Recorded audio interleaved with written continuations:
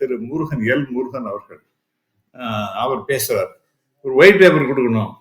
எப்ப பார்த்தாலும் இது வெளிநாட்டுக்கு போறார். நம்ம சிஎம் வெளிநாட்டுக்கு போனார். கான்ஃபரன்ஸ் நடத்தினார். குளோபல் இன்வெஸ்டர்ஸ் கான்ஃபரன்ஸ் நடத்தினார். அதனால என்ன பிரயோஜனம் வந்தது அப்படின்னு கேட்கிறார் அவர். அவருக்கு I think with due respect அவர் படிச்சிருக்காரு. பட் அவர் ஏதோ லாலாம் படிச்சிருக்காரு ஒழிய எக்கனாமிக்ஸோ ஒரு மினிஸ்டர் என்கின்ற முறையில் எல்லாத்தையும் பத்தி தெரிஞ்சுக்கணுங்கிற ஒரு ஐடியாவே அவருக்கு இருக்கிறதா எனக்கு தெரியல. உதாரணமா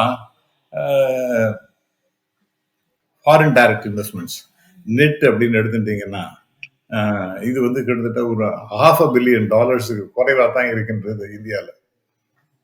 பட் தமிழ்நாடை பொறுத்த வரைக்கும் நீங்க ஃபாரின் டைரக்ட் இன்வெஸ்ட்மெண்ட்ஸ் எவ்வளவுன்னா அதை இப்போ டீட்டெயில்ஸாக கொடுத்துருக்காங்க. ஆக இந்த வெள்ளை அறிக்கைன்னு கேட்டீங்கன்னா எஸ் வெள்ளை அறிக்கை கொடுக்க ஒரு டீட்டெயில்டா ஸ்டாட்டிஸ்டிக்ஸ் கொடுத்தாச்சு. நீங்க அதை படிச்சு புரிஞ்சுக்கணும் அப்படின்னு திரு எல் முருகன் அவர்கள்ட்ட கேட்டுக்கிறேன். அவர் அதாவது மற்ற விஷயத்தையும் தெரியணும், ஏதோ வாயில வந்தது பேசக்கூடாது அவர். ஏன்னா அவர் ஒரு மத்திய அமைச்சர் என்கின்ற முறையில் அவருக்கு பொறுப்பு ஏராளம். நம்மெல்லாம் பேசலாம், ஆனா அவரை பேசும்போது ரொம்ப ஜாக்கிரதையா பேசணும், விஷயத்தோட பேசணும் அப்படிங்கிறது ரொம்ப அவசியமானது.